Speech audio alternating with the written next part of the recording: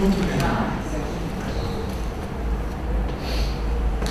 Minhas queridas, isso é uma novidade possivelmente para vocês e para porque apesar de conversar com pessoas sós há muitos anos, raríssimas vezes nós reunimos um grupo de irmãs ou de irmãos, às vezes também, que tem irmãos sós, para a gente sentar e ter um estudo em torno da palavra.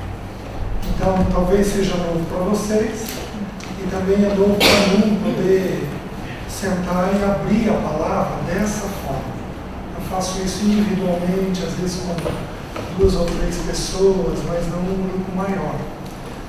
O objetivo não é dar um estudo. O objetivo é tentar ter um coração um pouco mais pastoral. Porque a realidade de quem é só é uma realidade mais sofrida. Então, se eu conseguir ajudar vocês dentro da necessidade de vocês, seria um pouco melhor. Por isso eu pedi para eles, no primeiro momento, não colocarem o sinal aberto, para a gente poder ter um pouco mais de liberdade, né? Então, apesar de estar sendo gravado, isso vai ser editado. Se alguém tiver o constrangimento de não querer que seja editado, a gente pede para eles tirarem, cortarem aquilo. Então, a prioridade são vocês. Tudo bem? Vamos começar com uma palavra de oração. 2 irmãs, por favor, orem.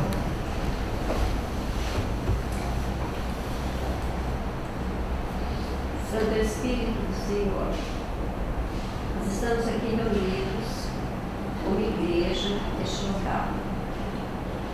Nós queremos pedir neste momento que seja satisfeito o coração do Senhor em cada coração que aqui está presente. Em todas as inseguranças, nas dúvidas, nas incertezas, nas seguranças, em todos os estados da nossa alma, do nosso espírito, do nosso físico. Use o César, Senhor, como instrumento teu, e que nossos olhos espirituais, nossos ouvidos espirituais estejam abertos para ouvir o que o Senhor tem a nos dizer esta tarde. E que isso seja manifesto através de nós, no nosso homem interior, para que seu nome seja glorificado. Porque a paz de Deus, que excede todo entendimento, guardará os nossos corações e as nossas mentes em Cristo Jesus. Amém.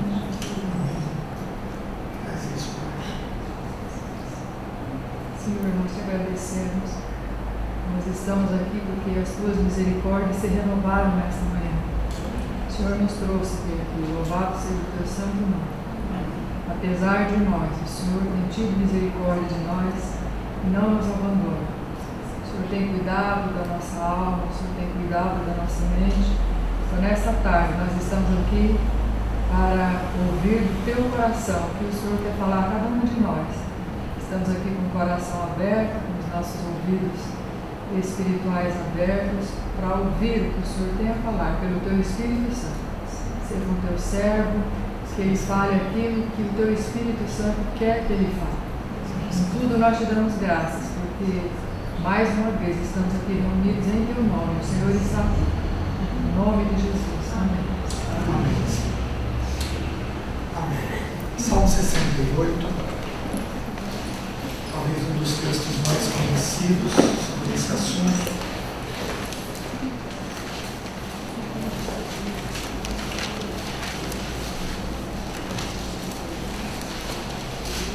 Versículos 5 e 6. A palavra de Deus nos diz assim: Pai dos órfãos e juiz das viúvas, é Deus em sua santa morada. Deus faz que o solitário more em família, tira os cativos para a prosperidade. Só os rebeldes habitam em terra estéril. Até aqui apenas. Essa expressão que nós estamos usando de sós, a palavra de Deus ela não usa. Essa é uma expressão moderna, típica de dentro das igrejas. É uma expressão que ajuda a gente a entender a realidade de algumas pessoas. É como a palavra providência. A palavra providência não existe na Bíblia. mas o conceito providência, ele está espalhado ao longo de todas as Escrituras.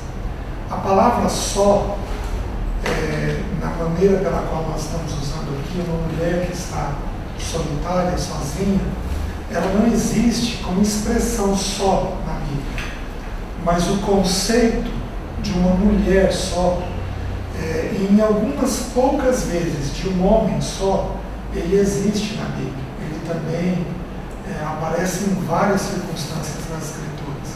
Então vamos tentar definir quem é só, para a gente saber se enquadrar. O só, ou a só, mais característica é a viúva. Essa é a que a Bíblia mais vai fazer menção, né? Nós temos aqui alguma viúva, certo? Essa é a só mais característica que existe, e se eu posso colocar dessa forma, nós vamos abrir alguns textos que falam sobre a viúva, para a gente entender como que Deus atende a viúva e como a viúva deve proceder. Porque sabendo como a viúva deve proceder, nós também vamos ter um norte de como as outras sós podem proceder. Apesar que nós temos textos também específicos para as outras realidades, mas nós vamos dar uma olhadinha nos textos das viúvas, né? A segunda só que existe é a solteira. Aquela que não fez o casamento. Nós temos alguém aqui assim? Certo? Essa é a segunda realidade que nós temos. As pessoas que não vieram a ter um parceiro, a se casar, ela é uma outra realidade que também enquadra dentro dessa questão do só.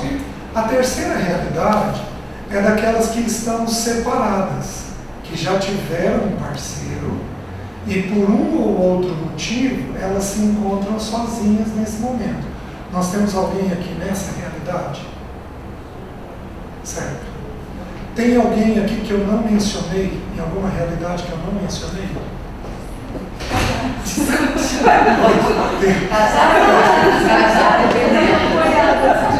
Assim, digamos assim, é um mistério que existe. As casadas são sós de vez em quando? São. E eu vou ser bem honesto. Não tem solidão pior. Viu? Porque é uma solidão que não se espera. É a solidão de alguém que tem um parceiro. Essa solidão, ela é muito frustrante. Ela tem solidão, tem pessoas sós que sofrem mais. Mas a solidão de alguém casada é uma solidão muito frustrante. Mas isso deixa para os estudos de domingo à noite, né? Minha filha não é a filha do meu marido. Certo. Nós vamos falar no primeiro momento. Existe uma outra realidade só que eu estou esquecendo de dizer. É aquela que tem filhos e pode não estar casada. Ou pode estar casado com um filho que é de outra pessoa. Também é uma realidade que implica um pouquinho de solidão. Tá? Vai fazer sentido para vocês? Né?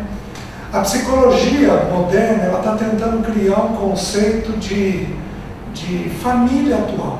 Então hoje a gente vê, especialmente nas reportagens, gente assim, um nó. E às vezes um nó bem sério. Então você tem 2 ou 3 pessoas, você tem um casal que já foram casados outras vezes, com vários filhos de vários parceiros juntos, todo mundo habitando ali, né? Isso pode ser um conceito de família moderna? Pode. O Senhor salva pessoas desse meio? Salva. Só que o Senhor, uma vez que salva alguém, Ele vai trazendo essa pessoa para a realidade da palavra. O que é um conceito de família segundo a palavra? Um homem, uma mulher, e se Deus conceder para eles filhos. Esse é o conceito das Escrituras de família. Quer dizer que as outras famílias não são famílias? Não. O Senhor pode salvar o pior dos pecadores. Só que uma vez que o Senhor salva, Senhor vai trazendo, no processo de santificação, essa pessoa para os conceitos que o Senhor tem a respeito de família. Vocês estão conseguindo entender? Então, independente de onde a gente já esteve, de onde a gente está vindo, o Senhor vai nos trazendo gradativamente para esse conceito que Ele quer nos dar. Né? Qual é o grande problema do sós? O só ele luta com duas grandes angústias. A primeira angústia da solidão. Minhas queridas, tem muitas coisas emocionais que doem, mas a solidão é uma dor que a gente pega com a mão. Ela é uma dor ímpar. Ela é uma dor sofrida, da pessoa se sentir só. Né? Não é à toa que a Bíblia premia, com vários textos, as pessoas que estão na condição de um só. Esse é um dos principais textos, quando diz assim: Deus faz com que o solitário habite em família. Então Deus mesmo se encarrega de trazer para aquele que é só o conceito de família. Vocês estão me entendendo? Talvez não a família no sentido de ser uma esposa casada, ter ali um parceiro, mas o conceito de família de que Ele vai providenciar pessoas que estarão com o só, que ajudarão o só. Às vezes uma pessoa mais velha que faz o papel de um pai, uma irmã mais velha que faz o papel de uma mãe, pessoas que vão fazer papéis de irmãos. Vocês estão me entendendo? Mas Deus vai fazer com que o solitário habite em família. Deus não quer que o solitário esteja só. Ele não criou para ser assim. Né? Gênesis diz: não é bom que o homem esteja só. Gênesis diz isso. E um dos mistérios, um dos símbolos que Deus estabeleceu para a gente compreender Cristo e a igreja é o casamento. Está entendendo? Então, através do casamento, as pessoas que casam têm o poder de compreender melhor como que é Cristo e a igreja. O homem casado, ele recebe graça de Deus para poder entender melhor o amor de Cristo. A mulher casada recebe graça de Deus para poder entender melhor a submissão da igreja, a admiração pelo eterno noivo. Vocês estão conseguindo entender? Mas e aqueles que são sós? Se a Bíblia está dizendo grande é este mistério, mas eu me refiro a Cristo e a igreja, e os que ficam sós então? Os que ficam sós não podem compreender melhor de Cristo e da igreja? Não.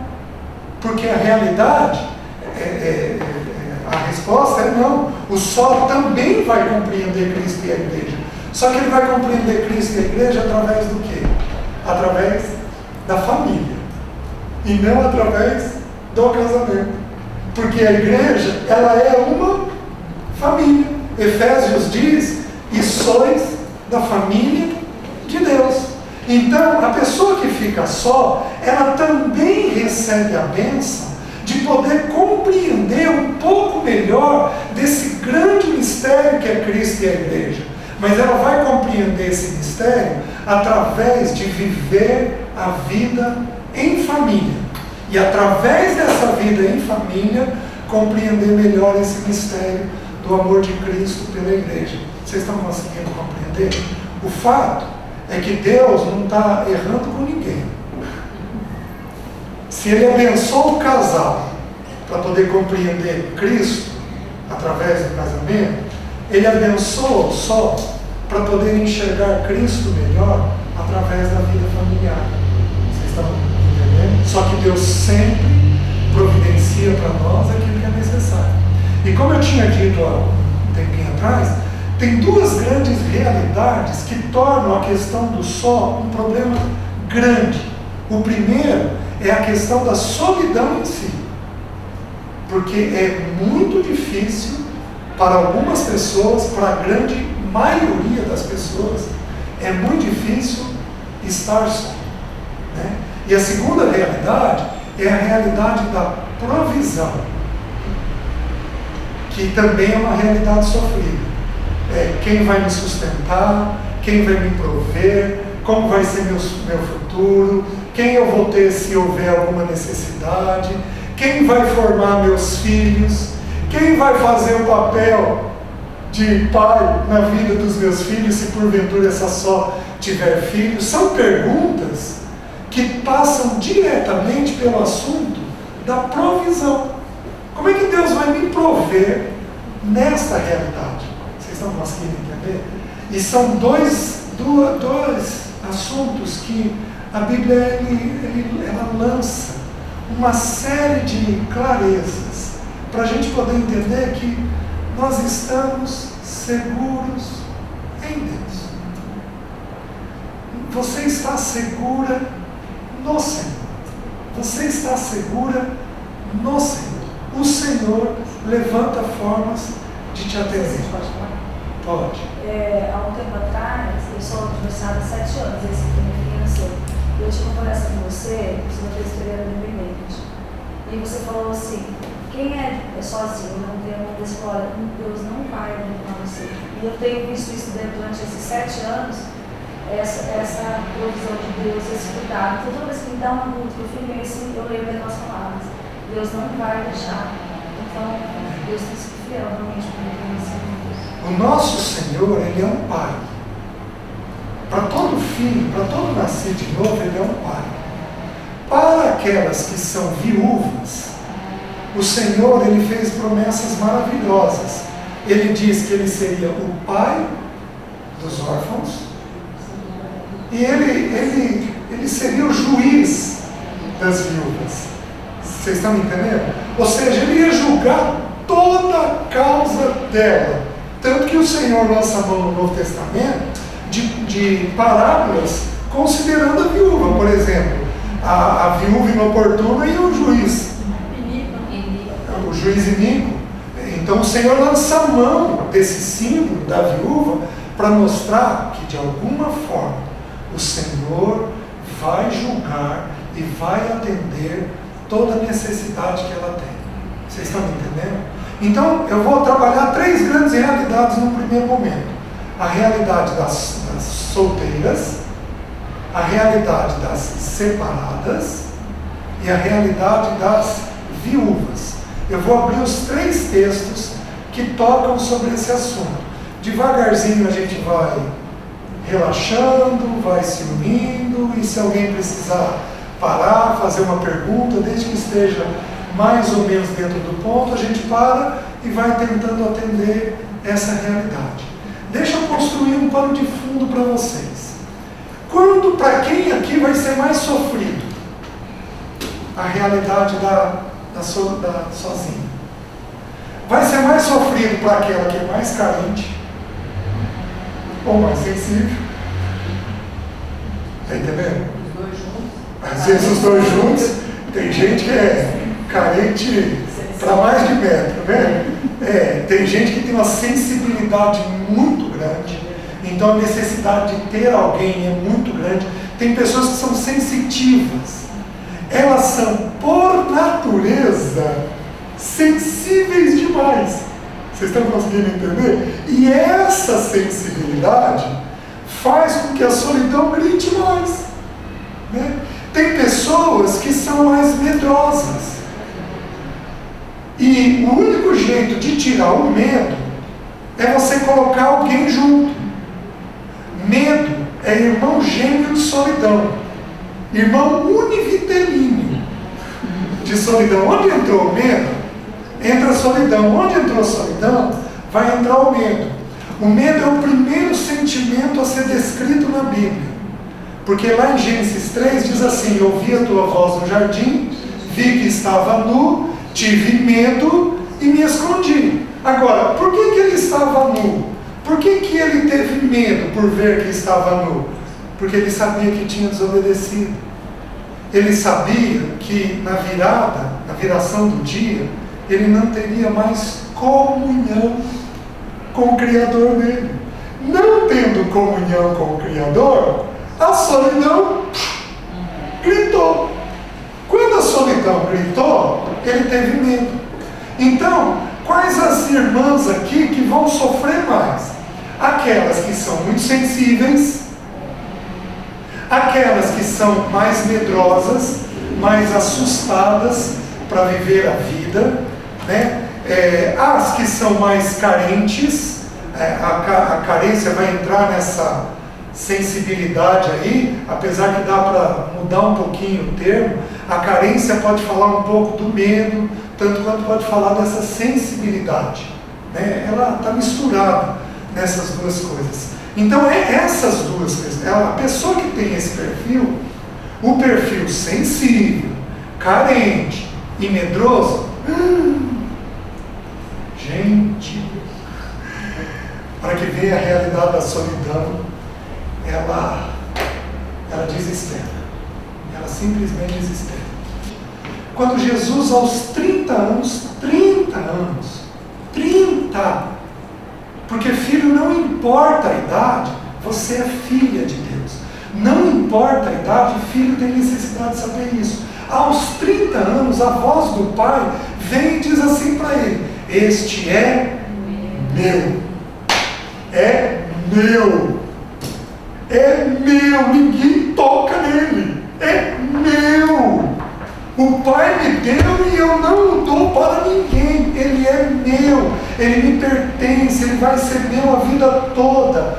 O só vai ter que trabalhar essa realidade do meu, do pertencimento a Deus, de forma muito singular. Porque ele é só. Quem tem um parceiro, ele pode sentir que pertence a alguém de forma mais fácil. Vocês estão conseguindo entender? Mas o só vai ter que trabalhar essa realidade dentro dele de um jeito muito intenso.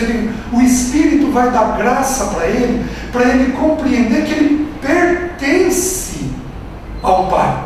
Ele é do Pai. O Pai nunca deixará faltar para ele necessidade alguma. Mas para isso, ele vai ter que lidar com esse medo, com esse senso do pertencimento. As irmãs estão conseguindo entender? Então, à medida que o só vai compreendendo essa realidade, então, quais as sós aqui que mais vão gritar? Independente de ser solteira, viúva, separada, quais as sós aqui que mais vão gemer, digamos assim? São aquelas sós que são muito sensíveis, são muito carentes, ou têm muito medo. E uma quarta realidade é aquelas que podem ter uma condição financeira muito diminuída. Porque aí a questão da provisão pode assustar elas mais ainda. Vocês estão conseguindo entender? Então, tocou um desses pontos, o coração tende a gemer mais. Aqueles que têm, por provisão, eu preciso mostrar para vocês, alguns podem ter muito e ainda assim terem medo do futuro. Você está entendendo? Porque o futuro nem sempre é uma questão de ter recurso ou não. Tem gente que não tem recurso que é extremamente descansado. Tem gente que tem recurso que é extremamente ansioso com relação ao futuro. Tudo bem? Está dando para as irmãs compreenderem até aqui? Perguntas até aqui? Alguém gostaria? Não? Podemos andar um pouquinho? Deixa eu abrir um texto sobre aquelas que não se casam. Tá? Abre em Mateus, capítulo 19. Aquelas ou aqueles que não se casam. Mateus capítulo 19, do versículo 3 ao versículo 12. Uma irmã, por favor, em alto e bom som, leia para nós.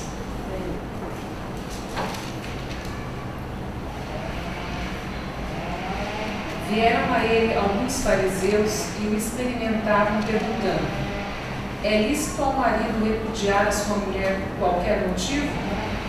Então respondeu ele: não tendes lido que o Criador, desde o princípio, os fez homem e mulher? E que disse: por esta causa deixará o homem pai e mãe e se unirá à sua mulher, tornando-se os dois uma só carne? De modo que já não sois mais dois, porém uma só carne. Portanto, o que Deus ajuntou, não o separe o homem. Replicaram-lhe: por que mandou então Moisés dar carta de divórcio e repudiar? Respondeu-lhes Jesus: por causa da dureza do vosso coração é que Moisés vos permitiu repudiar vossa mulher. Entretanto, não foi assim desde o princípio. Eu, porém, vos digo: quem repudiar sua mulher, não sendo por causa de relações sexuais ilícitas, e casar com outra, comete adultério, e o que casar com a repudiada, comete adultério. Disseram-lhe os discípulos: se essa é a condição do homem relativamente à sua mulher, não convém casar. Jesus, porém, lhes respondeu: nem todos são aptos para receber este conceito, mas apenas aqueles a quem é dado. Porque há eunucos de nascença, há outros a quem os homens fizeram tais, e há outros que a si mesmos se fizeram eunucos, por causa do reino dos céus. Quem é apto para o admitir, admita. Queridos, deixa eu falar mais uma coisa nesse pano de fundo que eu estou criando para vocês. Então, quem vai doer mais a solidão? A realidade, o carente, a necessidade, a sensível. Aí deixei um pouquinho mais longe. Tudo o que Deus faz conosco tem uma expressa finalidade. Deus não faz nada fora dessa finalidade. Qual a finalidade é? Formar Cristo em nós. Tudo tem essa finalidade. 4 irmãs aqui são viúvas. Deus recolheu o marido dessas irmãs com a expressa finalidade de que através da vida só, Cristo fosse formado dentro delas de um jeito diferente. Simples assim. Simples. Tudo que Deus toca com morte, Ele toca para produzir vida. Deus não pode produzir morte em nada sem que Ele tenha a expressa finalidade de produzir vida dentro de nós. Vocês estão me entendendo? Então, o alvo maior de Deus sempre é a formação de Cristo dentro de nós. Por que Deus casa alguns e não casa outros? Porque Deus escolhe um instrumento para formar Cristo dentro de nós. Alguns, Deus vai formar Cristo através do casamento. Outros, Deus vai formar Cristo através da solidão. Simples assim. Vocês estão me entendendo? Porque nós temos a tragédia de pecados dos parceiros. Uma doença emocional, uma insanidade que dá nele, uma loucura de um adultério, enveredar para uma prostituição. Por que algumas das que são separadas aqui estão separadas talvez por questão de pecado do parceiro? Deus nunca escreve o pecado. Mas o pecado nunca foge ao governo de Deus. Vocês estão me entendendo? O pecado dos parceiros estava dentro do controle absoluto de Deus. E aí, a tragédia que advém do pecado do parceiro, que é você estar só, essa tragédia está dentro do amoroso e soberano governo do nosso Pai Celeste. E tem a expressa finalidade de formar Cristo em você e nos seus. Vocês estão conseguindo entender? Não há nada, nenhum mover do Senhor sobre a vida de um filho dele. Não há nenhum mover do Senhor sobre a vida de um filho dele que não seja com a expressa finalidade de formar Cristo dentro de nós. Agora, queridos, Deus é misterioso. Ele é misterioso. Por que Ele usa determinadas situações? Só a eternidade vai nos dar clareza. Eu quero citar para vocês uma frase, eu não vou lembrar o nome do autor. Ela diz assim, eu acho que é do Swinton, mas eu acho que ele está citando um outro autor, do Charles Swinton. Ele diz assim: quando sabemos quem, entre aspas, não precisamos perguntar por quê. Olha que coisa linda! Quando sabemos quem, não precisamos perguntar por quê. Sabe por quê? Porque o quem sempre é amoroso, sempre é gentil, sempre é soberano. E sempre está formando dentro de nós o melhor. Vocês estão entendendo? O problema é que o nosso coração é terrível. Vocês sabem qual é o inimigo do melhor? O bom. A gente faz a opção pelo que é bom e não entende que Deus tem o melhor para a gente. E nem sempre a gente compreende esse melhor de Deus. Então, nós temos que entender que todo agir de Deus na nossa vida tem duas mãos: a mão do amor e a mão da soberania. A mão do amor e a mão da soberania. Deus pode fazer alguma coisa sem amor? Deus recolheu o marido das irmãs sem amor? Não. Deus viu a dor das irmãs, porque com certeza elas tiveram dor, sofreram, gemeram. Deus viu a dor das irmãs e viu essa dor com a ótica do amor. Deus viu. Segura aí, segura que nós já vamos voltar e abra no Salmo 56, se não me engano. 56, versículo 8. Olha que coisa maravilhosa esse texto. Salmo 56, 8. Diz assim: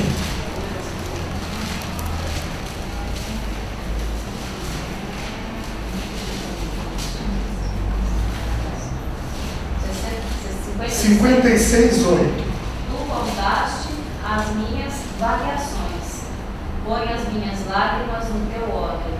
Não estão elas no teu livro? Contaste os meus passos quando sofri perseguições. Recolhestes as minhas lágrimas no teu odre. Porventura não estão elas escritas no teu livro? Gente, que coisa maravilhosa! Cada lágrima derramada foi recolhida no odre dele. E o que é maravilhoso, quando diz que foi recolhida no odre dele, está falando do ato amoroso dele. Mas quando diz, não estão elas escritas no teu livro, está falando do ato soberano dele. Ele é soberano e ele também é amoroso. Se você olhar a sua vida sem uma dessas duas mãos, você vai desesperar. Se você olhar só com a ótica do amor, você vira um abobado. Alguém que constrói um castelinho de cartas e não tem clareza de quem Deus é. Se você olha só do ponto de vista da soberania, você pode perder um tanto da sensibilidade. Você tem que entender que Ele é soberano na construção da sua história, assim como Ele é amoroso. Amanhã à noite nós vamos começar a estudar no Reunir sobre educação de filhos. Hoje eu estou dando uma prioridade para falar sobre a vida afetiva de vocês. Então vão ter perguntas sobre filhos. Nós vamos fazer a mesma coisa que nós estamos fazendo dessa vez. A gente estudou sobre papéis, sobre homem, sobre mulher, e aí estou fechando com vocês. E a hora que terminar sobre filhos, se houver necessidade, a gente reúne de novo para trabalhar só sobre filhos da SOS. Como que a SO vai lidar com a realidade dos filhos. Se começar hoje, tudo bem, mas eu estou dando prioridade para vocês, antes de dar prioridade para a maternidade de vocês. Tudo bem? Maravilhoso o texto, não é? singular demais o jeito que Deus faz. Aí, lá em Mateus 19, como nós vimos, o texto diz assim, o texto diz, porque há eunucos de nascença. No versículo 12, Mateus 19, 12, ele diz, porque há eunucos de nascença, há outros a quem os homens fizeram tais, e há outros que a si mesmo se fizeram eunucos. O que é o eunuco? O eunuco era uma pessoa impedida do casamento e de uma vida íntima. Ele, em geral, estava nos palácios, cuidando do harém dos reis, mas ele tinha impedimento tanto para a vida sexual, e isso o levava a ter impedimento de depois uma vida afetiva. Tá? E o Senhor lança uma luz. Então eu estou falando para aquelas que não se casam. O Senhor lança uma luz, ele diz assim, há eunucos de nascença, há eunucos que os homens os fizeram tais, e há eunucos que a si mesmo se fizeram por causa do reino dos céus. Então tem 3 tipos de solteiros. Tem aqueles que nascem para serem solteiros. Vocês estão me entendendo? Deus, de alguma forma, constrói na história deles que eles não vão casar. Agora, tem alguns filhos que, ao longo da formação deles, coisa que está ficando muito comum hoje, não querem casar, ou às vezes não querem ser pais, ter filhos. Nós temos que entender que eles podem viver algum trauma, ou Deus também vai construindo dentro da história deles uma história onde eles vão ficando sozinhos. Vocês estão me entendendo? Então, Deus é quem toma a decisão do que vai fazer com cada pessoa. Então, há eunucos que são eunucos de nascença. Nós temos irmãos, por exemplo, como John Stott, morreu só. Ele não tinha o desejo de casar. Nós temos irmãos como C.S. Lewis.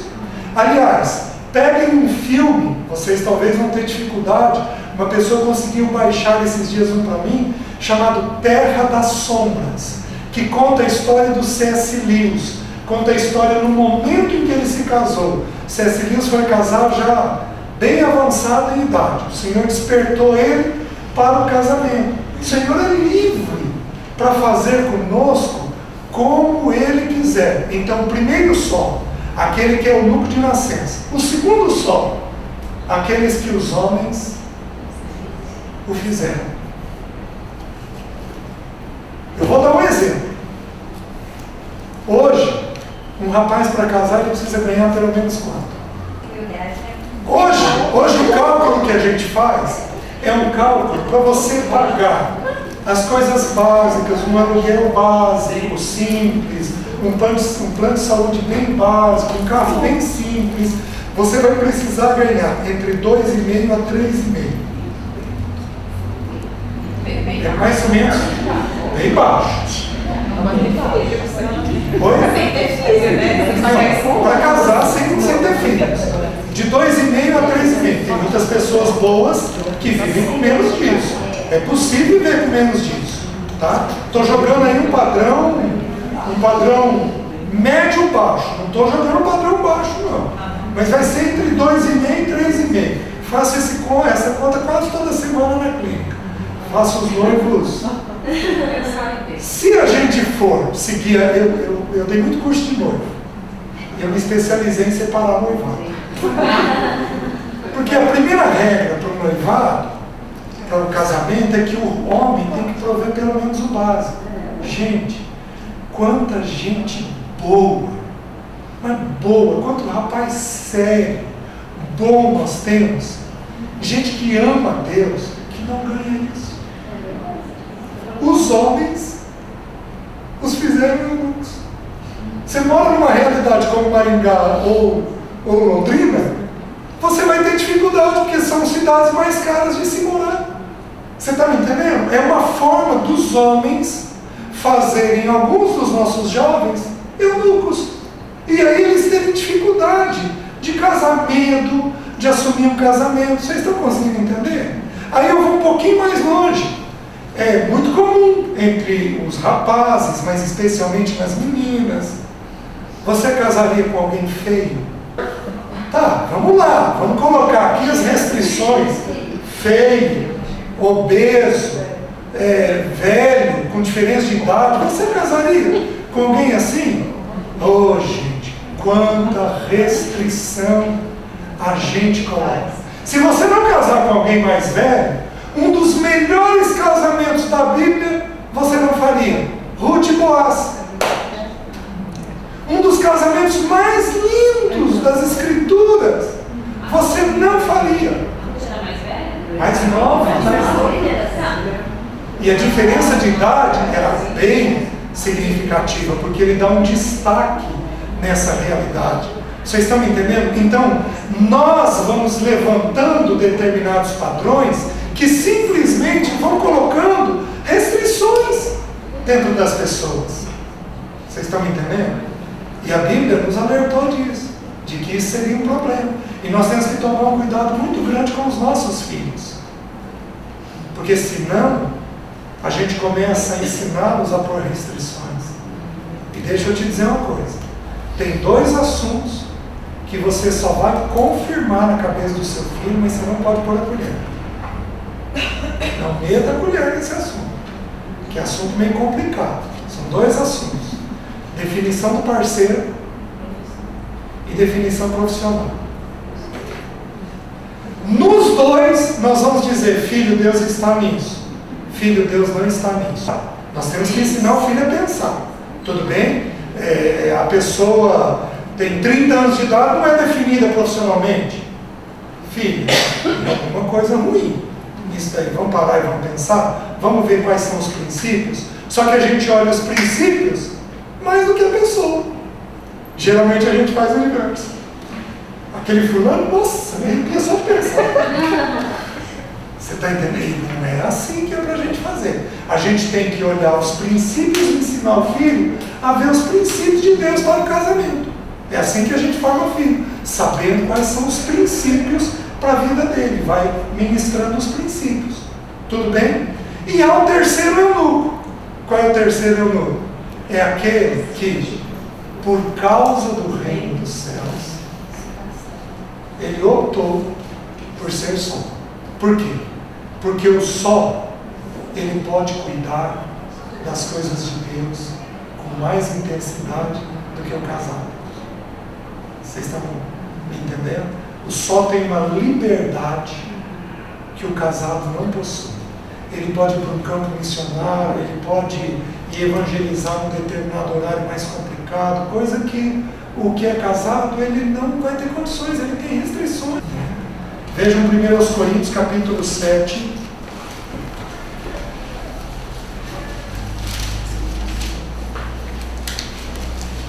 Vamos ler do 25 ao 28.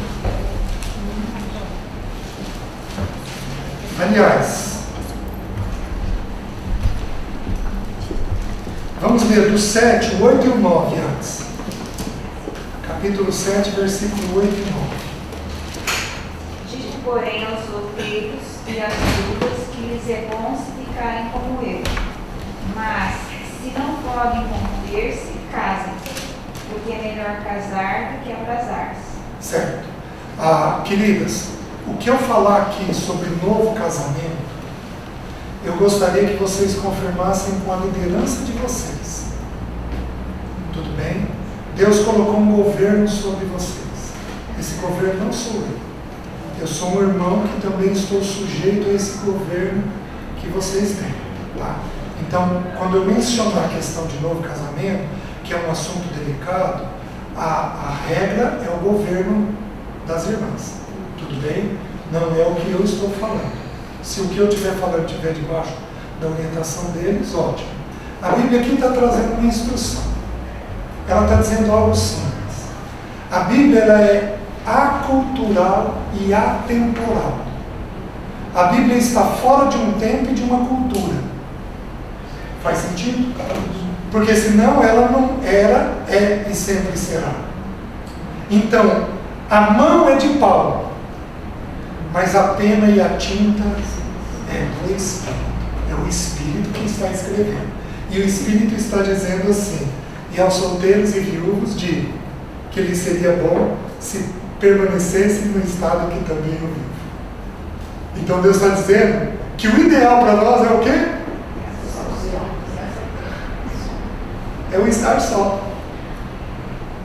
A Bíblia está vendo a solidão como um benefício. O Espírito está vendo a solidão como um benefício.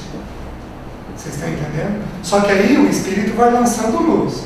Aí diz assim: caso, porém, não se dominem, que se casem, porque é melhor casar do que viver abrasado.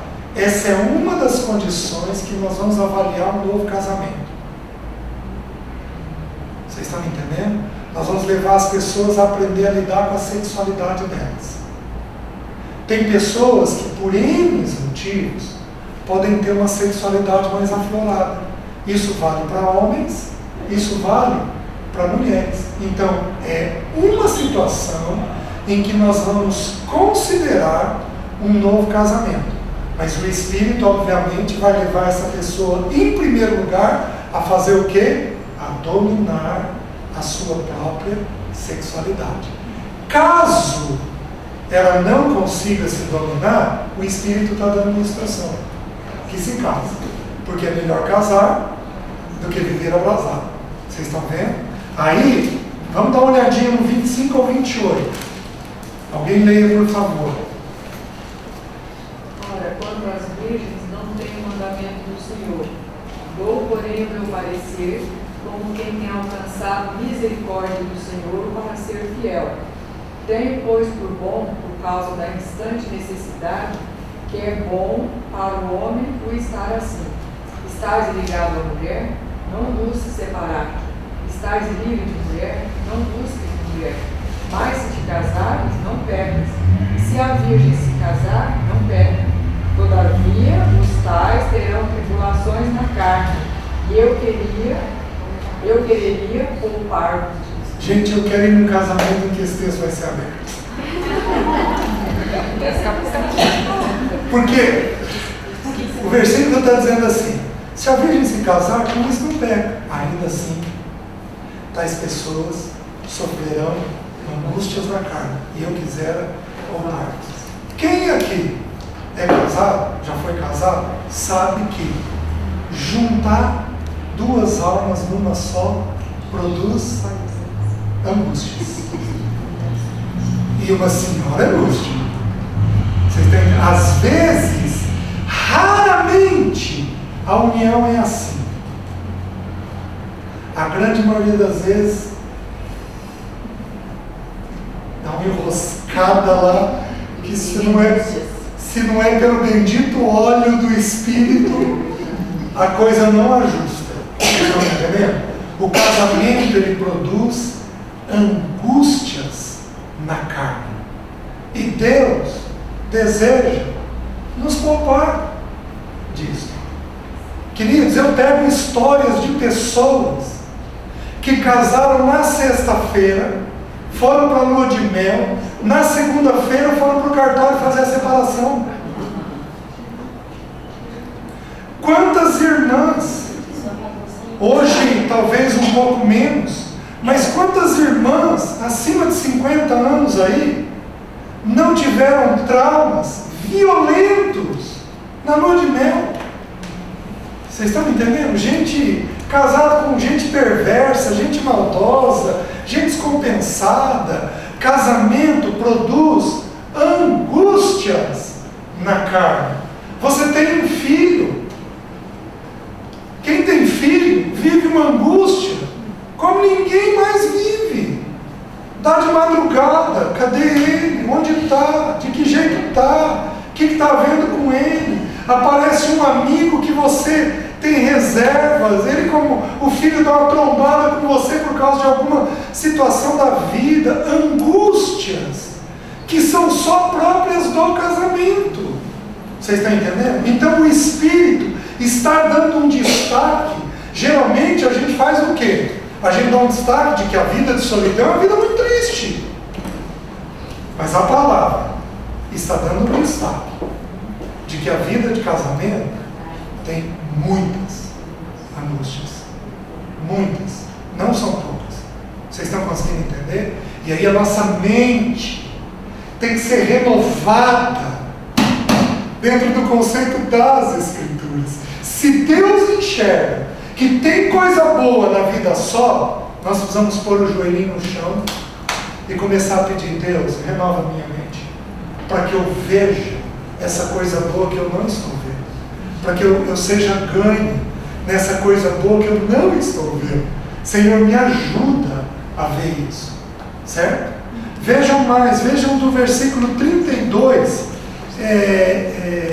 até o 35. E bem quisera eu que estivesse sem cuidado. O solteiro cuida das coisas do Senhor, em como há de agradar ao Senhor. Mas o que é casado cuida das coisas do mundo, em como há de agradar à mulher. Há diferença entre a mulher casada e a virgem. A solteira cuida das coisas do Senhor para ser santa, tanto no corpo como no espírito. Porém, a casada cuida das coisas do mundo, em como há de agradar ao marido.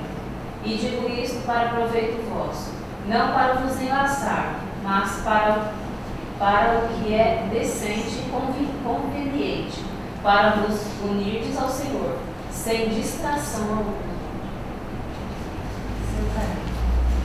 Eu só tenho dúvida, cuida das coisas do mundo, a mulher casada. Certo. O que seria isso? E o homem também, porque lá no final do 34 diz assim: a que se casou, porém, se preocupa com as coisas do mundo e como agradar ao marido. Está falando da mulher ainda. Tenta entender. O casado, ele é dividido. Onde que a mulher é dividida? Ué, alguém aqui já teve vontade de não se depilar? Dá para estar casado e não se depilar? Vai ser bem complicado, né? Duvido que algum marido vá. Ela fica dividida entre valores do mundo. Você está me entendendo? Ela vai ter que cuidar de determinadas coisas dela. Ela tem filhos. Por exemplo, nós temos pessoas solteiras que se entregaram ao Senhor até a morte. Como é que uma mulher casada com filhos se entrega ao Senhor até a morte? Mas César, mas a preferência, e como a gente vê em Gênesis, que não é bom que o homem seja só, largará, deixará o homem a sua família e tal. Não é uma preferência de Deus para que haja a união, o casal? Deus quer que a gente tenha o casamento. Deus não vai contra o casamento. Só que com a entrada do pecado, o que aconteceu? O ajuste se tornou muito angustiante. Vocês estão me entendendo? Se esse não esteja só foi antes do pecado. O bom que o homem não esteja só foi antes do pecado. Isso. Lembrando que Deus casou quando não havia pecado, mas Paulo depois cita também Gênesis 2:24. Então ele cita também na realidade do pecado. Por isso deixa o homem pai e mãe, se une a sua mulher, tornando-se os dois uma só carne. Jesus também citou nessa realidade. Então tem que entender. Casamento não constitui pecado, de forma alguma. Deus anseia e deseja? Anseia e deseja. Deus quer nos dar filhos. Os nossos filhos sustentarão a igreja da próxima geração? Serão os líderes, governarão a igreja da próxima geração? Serão o testemunho de Cristo nessa terra? Os nossos filhos serão. Só que não muda o fato de que o casamento é uma coisa angustiante, é uma coisa sofrida. Quanto mais tratável a gente mais fácil é o casamento. Quanto mais perdoador a gente melhor é o casamento, mais fácil é. Quanto menos tratado a gente está, mais sofrido fica o casamento. Porque o ajuste vai ser difícil, dá para entender? Então eu não quero apresentar como se o casamento fosse algo ruim. Não, o casamento é uma faceta ruim. Que faceta é essa? A angústia do ajuste. Na carne, tribulações na carne. Vai ser na carne. O ajuste da carne. Gente, uma mulher, tudo numa mulher fora de esquema. Vocês têm cólica pré-menstrual 3-4 dias. Vocês menstruam por uma semana. Vocês gestam por 9 meses. Vocês amamentam por pelo menos 6 meses. Vocês falam conosco e tem que esperar 2 dias, 2 meses, quando não, 2 anos. E em alguns poucos casos, 20 anos. Para o sujeito cair a ficha. E vocês simplesmente vão ter que fazer o quê? Esperar. Até Deus mover. Se a Karen não quer esperar, aí... Ela vai angustiar. Se aquilo não está trabalhado, vai ter angústia. E todos nós temos coisas que não estão trabalhadas. Todos nós somos por natureza divisivos, pecadores, egoístas. Tem coisa que a gente pode ceder tudo, mas tem coisa que a gente levanta um castelo e não cede um fio de cabelo para aquilo. Todos nós temos dificuldade com isso. Então, está fazendo sentido? É bom vocês irem me corrigindo, porque aí eu vou esclarecendo a situação. Então, Deus abençoa o casamento. O casamento é uma instituição em que a gente pode conhecer profundamente a Deus. Assim como a vida de só também é um lugar onde a gente pode conhecer profundamente a Deus. Tudo bem? Eu sou divorciada. E eu separei quando eu ainda era ímpia, não conhecia o Senhor. Então eu sei bem dessa angústia do casamento que você está falando. Mas eu não gostaria de falar sobre uma angústia do sol. Que eu sinto, não sei se as irmãs sentem, mas, por exemplo, tenho que tomar uma decisão importante. Não tem ninguém aqui. Eu tenho que fazer isso sozinho. Certo. Isso é uma das coisas. A outra agora eu esqueci. Isso é uma coisa que pesa. É uma coisa que me pesa. Mas alguém sente isso? Eu sim. É. Eu tenho meus irmãos. Eu tenho irmãos. Eu tenho irmãos, tenho mãe, mas eu sinto que não tenho aquele companheiro para dividir comigo. Aquela decisão eu tenho que tomar. Eu posso pedir conselho para os meus irmãos, para os meus irmãos em Cristo, mas aquela decisão eles não têm jeito. Certo. Esse é o ponto. Essa é uma angústia. Quanto mais você saber e sentir que pertence ao Pai, mais leve isso vai ficar. Eu poderia enveredar por um caminho aqui de fazer uma meia dúzia de perguntas. Você está me entendendo? Qual é um dos benefícios no casamento? O casamento traz muitos benefícios. Qual é um dos benefícios para a mulher no casamento? Ela tem alguém que responde pela casa. Você está entendendo? O marido pode chamar para si as decisões. Isso é um privilégio e também é uma responsabilidade, né? Esses dias um pai, a mãe falou, não deu celular para a filha. O pai pensou e falou, não, acho que ela está madura para isso. E deu o celular. Quando foram ver, ela estava conversando com gente que nem conhecia pelo celular. Ele tomou a decisão. Só que aí, ela falou com ele, a esposa, ele reconheceu, chamou a filha e falou, filha, papai errou.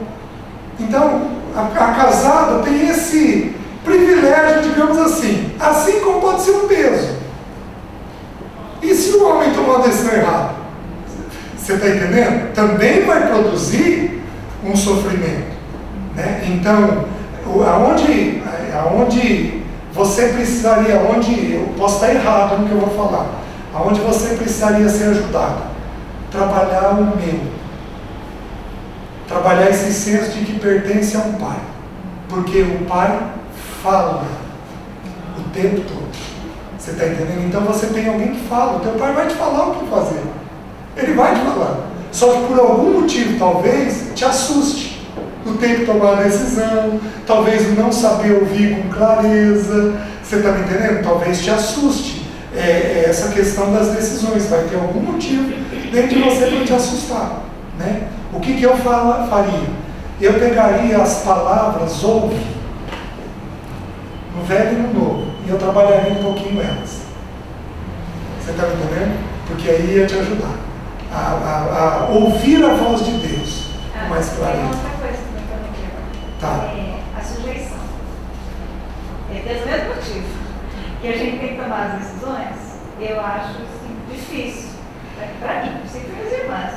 é mais difícil me sujeitar do que as casadas, por exemplo, porque como eu tenho que decidir as coisas, então quando a sujeição minha eu acho mais difícil de aprender. Entende? Tá. Você acha mais difícil de aprender agora estando só? Ou você acha que é difícil também estando casada? É difícil de dizer isso, porque meu casamento não foi um casamento segundo a palavra, foi um casamento de ímpios. Então, não tem esse parâmetro de casar assim. Eu vejo nos irmãos que são casados, nas irmãs que são casadas. Me parece que para elas é mais fácil ser sujeito para mim, sozinho, não sei. Eu tenho essa sensação. As pessoas que estão ficando sozinhas por muito tempo, elas vão adquirindo uma coisa que aí não vai conseguindo aceitar a sujeição. A gente não vai aceitando que o outro conduza, que o outro mande, que o outro, sabe? E isso cada vez, com o passar do tempo, cada vez a gente vai adquirindo mais isso. Isso. Tenta entender. No lar, o homem investe muito. Ele tem que tomar decisão. Por isso que o governo financeiro de uma pessoa casada, o ideal é que seja do homem e não da mulher. Porque quem mexe com dinheiro tem que ficar tomando decisão o tempo inteiro. Quem toma decisão vai vestindo calça, vai fazendo papel de homem. Está entendendo? As sós tem que tomar decisão? Tem. O ideal, não tem erro nenhum, gente. Tanto mulher quanto homem tem que saber tomar decisão. Inclusive a casada tem que saber tomar decisão. Só que ela vai tomar decisão debaixo do governo do marido. Mas ela vai tomar decisões o tempo todo.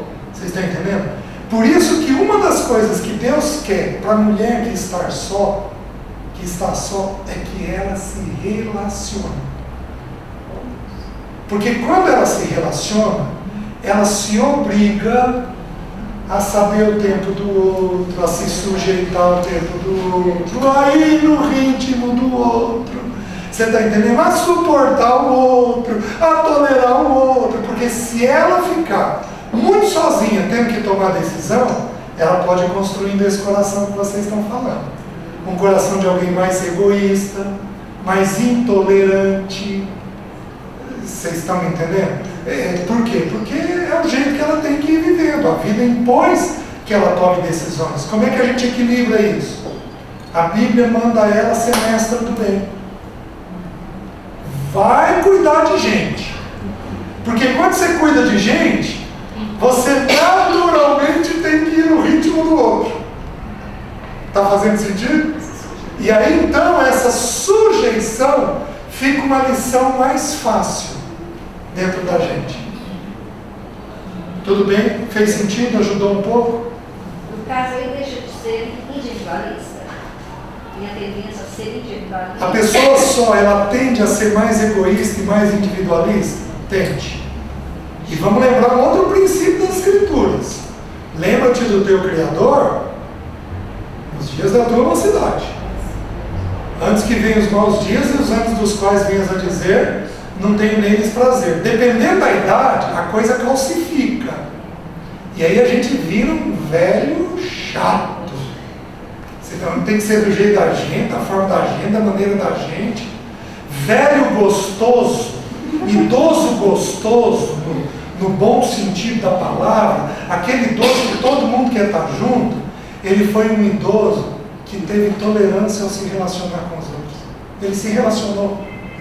E ele foi se sujeitando ao ritmo do outro, ao jeito do outro, à maneira do outro. Ele foi se adaptando. Aquela pessoa sozinha, seja ela solteira, seja ela separada, seja ela viúva, que fica viúva e não quer cuidar de ninguém, vai viver só para si mesmo, ela vai se tornar um velho difícil. Você está entendendo? Porque vai se tornar metódico, manhenta, rabugento, porque tem que ser do jeito dele. Ele sempre viveu do jeito dele. Então eu vou abrir para vocês um texto da viúva que diz que é para a viúva e cuidar de gente. A viúva é para os solteiros e para os separados, a viúva é o nosso grande modelo. O que a Bíblia fala para ela é para todos aqueles que estiverem só, entrarem no modelo dela, dentro das suas próprias limitações e da sua própria realidade. Então, onde é que a gente se livra desses problemas do egoísmo, da dificuldade de se submeter? Convivendo com gente e cuidando de gente. A Bíblia, ela segue um princípio, já te dou a palavra. A Bíblia diz em 1 Timóteo que a mulher, ela é salva tendo filhos. 1 Timóteo capítulo 2. Essa palavra salva significa preservada. O que a Bíblia está nos ensinando? Uma mãe tem que aprender a ser tolerante. Tem que aprender a esperar. Tem que aprender a falar 50 vezes a mesma coisa, com um sorriso aqui. Porque disciplina, correção na Bíblia significa treinar. A palavra no grego significa treinar. Você vai treinar o cérebro do filho. Tem que falar com um sorriso aqui. Vai ter que, depois de falar 50 vezes, calar 15.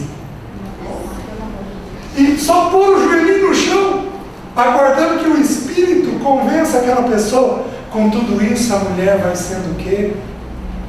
Preservada. Então esse salvo não deveria ser uma salvação da alma, né? É uma salvação, porque não é do Espírito, porque nós somos salvos no Espírito através do novo nascimento. É a hora que o sangue de Cristo é aspergido na nossa vida, no sentido espiritual. Ali o salvo é no sentido de salvar a alma. A mulher, ela vai ser preservada como mulher através da maternidade. Se Deus não deu filhos para as irmãs, sabe o que as irmãs vão fazer? Vão cuidar de gente mais nova. Está precisando de alguém aí ser discipulado? Então dá aqui para mim. Eu vou discipular um adolescente. Discipula um adolescente. E aí a gente vai aprendendo a ter que repetir a mesma coisa, com paciência, com tolerância. As irmãs estão entendendo? E aí a gente vai aprendendo essa arte de ir se submetendo uns aos outros. E depois de mais velho a gente passa a obedecer também, né? Porque no tempo você é filho, né? No tempo você... Não, no tempo você tem filho. Você é mãe, quando tempo você vai ser filho. Eu só estou começando a ser filho. Chega um momento que nós nos tornamos pais dos nossos pais. Isso só deve acontecer em 3 situações: na viuvez, na velhice ou na doença. De preferência tem que somar situações. Você foi viúva aos 34 anos, nem por isso seus filhos se tornaram sua mãe ou seu pai. Você tem meninas ou... Eu tenho 2 e 1, 3. 3, 2 meninas e um menino. Agora, vai chegar um momento, você já é viúva, vai chegar um momento de velhice ou de doença, em que somou situações. Aí, os filhos vão se tornar pais. É uma realidade. Eu já obedeço muitas coisas que eles fazem, mas eu sou teimosa do meu jeito. Eu vejo que eu estou começando a obedecer, sabe? E querida, não sei, eu vou fazer 50 anos. Então, eu não sei se por causa disso, então eu começo na clínica a atender muita gente, aí já se tornando avó, já tendo que estar sozinha. E, gente, o mês que eu mais trabalho é dezembro. Dezembro e janeiro. Sabe por quê? Solidão. Porque o povo vai ver família. Estou enroscado com esse, estou com um problema com aquele. Sabe qual é o melhor velho que existe? Além daquele que ama o Senhor, estou falando do aspecto emocional. O melhor velho que existe é aquele que considera a vida dos filhos. Qual é a realidade dos meus filhos? Qual é a necessidade dos meus filhos? Eu vou me adaptar à realidade deles e à necessidade deles. Não existe velho melhor. É assim que nós temos que treinar a nossa mente. Só que se a gente não se obrigar a nos relacionarmos, nós não vamos chegar nesse ponto. Não, eu só ia falar porque se conta, a minha profissão é cuidar do outro. Isso conta. Eu tenho que cuidar fora disso também. Tá, qual é a tua profissão? Eu sou fisioterapeuta. Conta é para sim e para não. Por exemplo, se você trabalhar demais dentro da fisioterapia, você trabalha 13 horas por dia. Se você fizer demais, você vai chegar em casa no vermelho. E a hora que você tiver que cuidar do seu, você não vai dar conta. Então, o fato de você cuidar de pessoas é um facilitador. Mas você vai ter que ter cuidados. Porque você pode se esgotar tanto no trabalho que você vai chegar em casa com mais dificuldade. Você está me entendendo? Eu vivi isso dentro da clínica. Eu trabalhava, eu atendia 14 pessoas por dia. Eu chegava em casa, gente, 14 pessoas dá 12 horas e pouquinho, só ouvindo. Aí um dia a Alessia se tocou de uma coisa e falou: César, eu acho que você está vivendo uma realidade que você não percebeu. Você só me ouve quando eu tenho uma crise. Porque eu acho que é o que a clínica faz com você. Você vai ouvir o paciente quando ele chega com uma crise. Na hora que ele começa a melhorar, meu amigo, graças a Deus, vai embora. Você está de alta. Eu não ouço quem não estava em crise. E eu viciei tanto por tempo. Eu viciei tanto de ouvir dessa forma que a Alessi dava sinais para mim e eu não ouvia ela. Você está entendendo? Aí quando ela fazia o papel da doida da casa, você está entendendo? César, por favor, olha as crianças. Nossa, o que houve? O que está havendo? Aí eu ia prestar atenção. Mas ela já tinha emitido muitos sinais que eu não tinha ouvido. Mas eu não tenho família, eu sou sozinha. Aí quando eu chego em casa, eu estou cansada. E aí às vezes eu me questiono, eu tinha que cuidar mais de pessoas que eu sei que necessitam, de crianças, asilos. Eu tinha que visitar nesse meu tempo. Vive essa realidade dentro da casa do Senhor. Está entendendo? Vive essa realidade envolvendo a palavra, envolvendo formar Cristo nas pessoas. Tudo bem? Você vai ser formado de um jeito ímpar. Meus filhos, você não teve filhos, né? Meus filhos, por quem sofro de novo as dores de parto, até ser Cristo formado em vós. Queridos, eu nunca tive um filho, mas eu sei o que é ter dor de parto. Porque desde que eu me converti, eu cuido de pessoas. E eu tenho que gemer até ver Cristo sendo formado dentro daquele ser humano. Até ver que ele compreendeu quem é Cristo. E aplicou Cristo dentro daquela área dele. Então, envolve a palavra. Sim, mas o meu trabalho eu envolvo com todos os pacientes. Isso, joia. Eu faço isso com bom. Então eu trabalho de manhã à tarde com criança de 8 anos. Então eu chego em casa assim, exausto de barulho, né? E aí minha filha chega em casa, eu estou super cansada. Eu tenho assim um sentimento de remorso, de culpa, porque eu ensino a criança o dia todo. E a hora que eu chegar em casa eu não consigo sentar com meu filho e me ensinar, tá? Porque meu pai, minha mãe. E aí eu trabalho final de semana, a gente acaba levando sempre para casa. Então assim, eu fico, gente, eu só trabalho. Então a necessidade de sair, de passear, de conversar com pessoas diferentes. Então, essa falta do companheiro que me faz falta é isso, de ter uma outra conversa, de conversar só com o professor, de conversar só com... Sabe? Então, isso pesa também, esse surto. Você tem uma profissão ruim. Obrigado.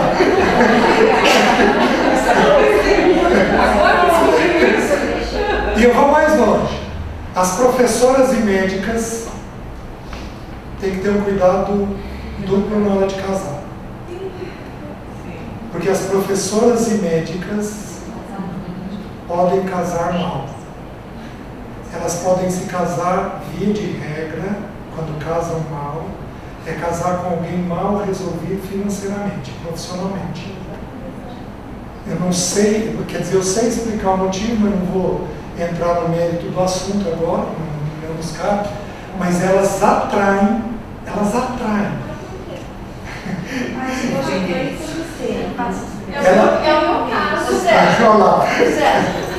Não sei se você lembra, tem uma fala de um governador que falou assim, que as professoras não ganham mal, elas casam com um pobre. Quem falou isso? Que foi um dos governadores, que foi o Requião. não sei, não tá. Pecado aqui, ó. Em geral, são profissões em que a dedicação e a tolerância elas estão mais colocadas dentro da pessoa. A pessoa tem que se dedicar e tem que tolerar. E aí, na hora de fazer o filtro do parceiro, elas não fazem o filtro da questão financeira. E, gente, homem, quando a gente vai olhar um homem, a gente olha se ele ama a Deus e a gente olha se ele é trabalhador. Quando você vai olhar uma mulher, você olha se ela ama a Deus e se ela é barraqueira. Porque é papel da mulher a questão da ambiência, assim como é papel do homem a questão da provisão. A gente olha essas duas coisas. Lembrando que as mulheres briguentas, elas têm um modelo de sarai. Elas podem ser transformadas em Sara, né? Mas um homem, em torno dos 30 anos, que não é bem resolvido com dinheiro e trabalho, eu acho que é uma lição difícil de ser trabalhada num homem. Ele está meio que passando da idade. Ele, em geral, tende a se acomodar nessa realidade. Aí gera um problema grande para a mulher. Tá? Deixa eu abrir mais alguns textos. Aliás, ainda em 1 Coríntios 7, eu ia abrir os textos. Eu ia abrir os textos da... Você quer saber o que fazer?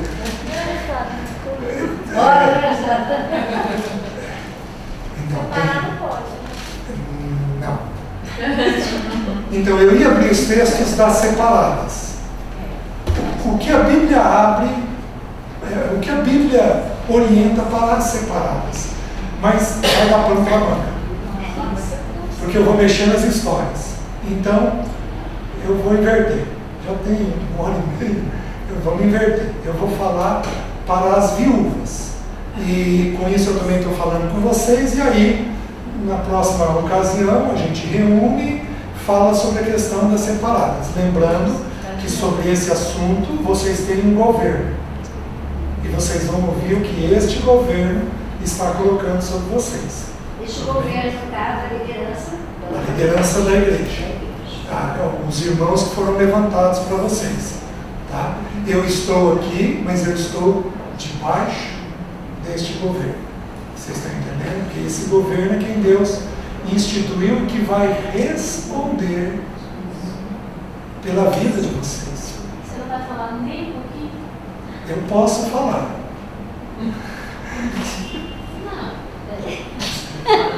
Tem mais história, mas é mais separado, tem que Posso fazer uma pergunta? Eu estou gostando de falar disso. Eu imagino que as mulheres casadas que convivam conosco, aqui na igreja do Senhor, mas que se unem conosco, então elas têm um marido e se há algum problema, é o marido que a liderança, é com o marido que a liderança fala. Nós não temos marido. Nenhuma de nós em todas essas situações.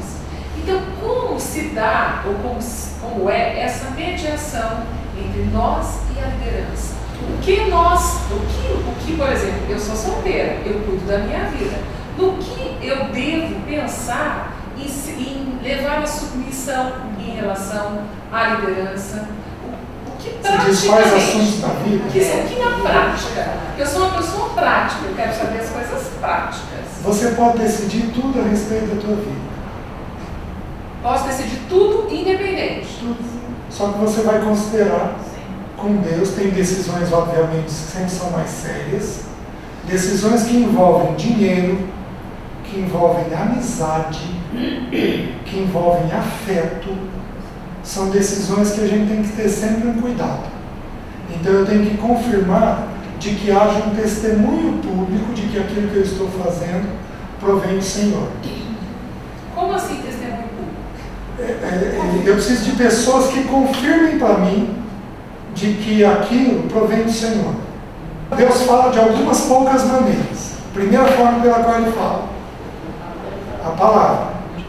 Segunda forma pela qual Ele fala, Provérbios. Ele fala pela multidão de conselheiros. Na multidão de conselheiros, a sabedoria. Terceira forma pela qual Ele fala, sobre a paz de Cristo.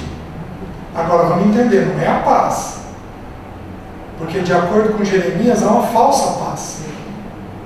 É a paz de Cristo. Qual é a paz de Cristo? Tudo era submetido ao Pai. Você está entendendo? Ou seja, o que eu estou fazendo eu encontro em Cristo. Se eu não encontro em Cristo, eu não tenho o que fazer. Você está entendendo? Jesus fazia viagem missionária? Você resolve tirar o teu mês de férias e vai para a África. Você está me entendendo? A gente encontra aquilo em Cristo. Você resolve tirar um mês de férias num cruzeiro. Jesus fazia isso? Não, Jesus descansava. Descansou um mês? A gente não tem clareza. Acho eu que não. Acho eu que não. Você está tirando um mês de férias exatamente por quê? Por que dentro de um cruzeiro? Por que um cruzeiro com tudo incluso? Você está me entendendo? É um ambiente perigoso? Pode ser um ambiente perigoso. Se você não vê isso, digamos que você seja uma pessoa ingênua. E alguém te convidou, ai que legal, eu vou, nunca fiz isso, nunca tirei um mês para mim, estou tão cansada. E você está comendo barriga, você é ingênuo, não está percebendo o risco disso. Deus vai levantar alguém na igreja. Esse alguém é ideal que fosse uma irmã. Vocês estão entendendo? As irmãs, as viúvas aqui, nós temos que beijar a mão de vocês. E vocês têm que se tornar mestras do bem. Sabe o que é mestra do bem? É uma mulher que cuida de gente dentro da igreja de Deus. A igreja de Deus precisa de mulheres que cuidem do povo. Mulher tem sensibilidade, mulher cheira, fareja coisa que os líderes nunca vão farejar. As melhores reuniões, as melhores visitas que eu não fiz por percepção minha. Eu fiz por percepção da Alessi. A Alessi discerniu, ligou, conversou, viu que tinha uma situação, me pegou e falou: César, vamos lá, porque acho que está precisando. Mas as irmãs precisam ver. Então aí Deus vai levantar uma irmã. E você então vai procurar uma confirmação se aquilo está dentro ou não da vontade do Senhor. Com a irmã. A confirmação é com a irmã. Com a irmã. Havendo. E como fica o governo? Havendo, a gente subentende. Governo de homens, você está entendendo? O governo da igreja, eu subentendo que os irmãos vão cuidar daqueles que estão governando aqueles que orientam. Mas eles não têm esse filho feminino que você falou. Não. Por isso nós precisamos de irmãs que sejam mestras do bem. E eles vão ouvir as irmãs mestras do bem? Isso, eles podem. Seria uma forma de governar. Você está me entendendo? Então uma viúva me procura um dos irmãos. Irmão, ó, eu estou orientando tal irmã, eu estou com o meu coração inquieto, eu vou orientar ela, tudo bem para você? Não, irmã, vai lá, tudo bem, depois você me diz como está. Ou com as esposas dos líderes, a gente vai buscando o bom senso de quem Deus levantou. Deus vai levantar irmãs dentro da igreja. Essas irmãs podem ser as esposas dos líderes ou não, mas Deus vai levantar irmãs dentro da casa dele. É necessário que abra essa questão feminina, essa visão feminina na liderança. Gente, abra um diz. Só confirmando isso que você falou, eu, mais nova, eu cria que o Senhor me falava tudo. Com o tempo, eu aprendi que eu devo ouvir os irmãos. Porque às vezes eu estava falando, não, estou convicta que o Senhor está me falando. Quando muitos irmãos estavam tendo uma posição diferente daquilo que eu achava certo. Aí o Senhor me mostrou, só concordando com você, J33, que o Senhor fala de uma maneira, o homem não entende. Aí ele fala de outra maneira, e o homem não entende. Aí ele fala de por sonho ou visão de luz. Hoje eu me questiono muito quando eu estou tendo um posicionamento e 3, 4 irmãos não estão concordando comigo, o governo não está concordando comigo. Aí, gente, então, tem algum problema. Eu já toma esse cuidado, só estou confirmando. Tá, então deixa eu ver se eu fecho. A irmã só, o que ela decide da vida dela? Tudo. Tudo. Tudo bem? E ela vai ficar atenta a duas situações. A primeira situação, havendo dúvida, Romanos 14, 25. Você não sai de onde você está. Lá o contexto vem falando sobre comer comida sacrificada a ídolo. Aí o último versículo diz assim: mas aquele que tem dúvidas é condenado a se comer, porque o que faz não provém de fé, e tudo que não provém de fé é pecado. Então, o Espírito movendo uma dúvida, você não sai de onde está. Tudo bem? Aí você vai confirmar com irmãos a respeito disso. Ajuda? O segundo princípio: um irmão, Deus levantou um irmão mais maduro que eu, que levantou algum questionamento sobre aquilo, eu paro tudo e vou confirmar. Você está entendendo? Porque, como eu estou dizendo, alguns de nós somos ingênuos. E a gente vai tomando decisão sem ver maldade nenhuma naquilo. E aí Deus nos alerta através de um irmão mais velho, que vem e que nos sinaliza: ô, como que você vai fazer isso? Por que você vai fazer isso? Vocês estão me entendendo? Deus dá um jeito de sinalizar. Decorem esse de Romanos 14, 25 e decorem 1 aos Coríntios 14. 1 aos Coríntios 14. Romanos 14, 25? Isso. Eu estou certo? Romanos 14, 23. Não é porque eu não tenho. 14, 23. Romanos 14, 23. Coríntios 14, 34. E 1 aos Coríntios 14, 20. Diz assim: irmãos, na malícia sede como crianças, mas no juízo sede homens amadurecidos. Então a gente não pode ser malicioso, mas quanto ao juízo, a gente tem que ser gente madura, a gente tem que ser treinado, a gente tem que ter experiência com as coisas. E tem algumas coisas que a gente pode decidir por inexperiência. Aí vem o irmão mais maduro e nos sinaliza com relação àquilo. Vocês estão entendendo? Então nunca nós vamos estar sob risco. Porque ou Deus vai pôr dúvida, ou Deus vai levantar um irmão para nos falar. Agora o que nós precisamos é de estar com o ouvido ouvindo. Esse é o grande problema da gente. É não estar prestando atenção. Perguntas? César, é certo, por exemplo, você vê uma situação, você tem um discernimento de uma determinada situação. Eu penso antes de eu chegar, eu prefiro trazer para um dos irmãos que a gente sempre tem, o que a gente tem, e converso. E eu já percebi que às vezes funciona, porque o próprio vai cuidando daquela situação, sem que eu tenha entrado na situação, e eu já vi que coisas já resolveram, assim. Então, certo. Porque você tendo a intimidade, eu acho que você tem até o direito para chegar aqui para Flávio, para Eliana e conversar, né?